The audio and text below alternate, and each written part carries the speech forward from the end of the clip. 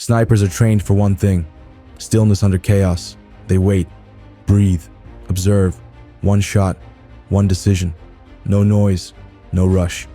Their secret: a mindset. Slow is smooth. Smooth is fast. It sounds simple, but it's everything. Because when you move too fast, you shake. And when you shake, you miss.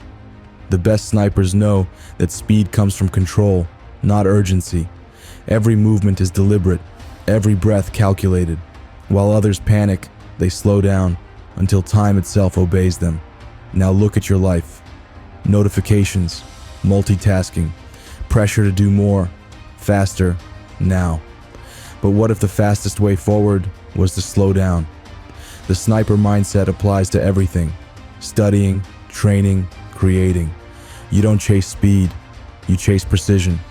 Because precision compounds into momentum. Before each task, stop. Breathe in through your nose, out through your mouth. Feel your pulse. Then lock in on one target, and nothing else exists. No noise, no switching, no wandering thoughts, just presence. That's focus under fire. That's how elite performers outthink chaos. Neuroscience calls it selective attention control.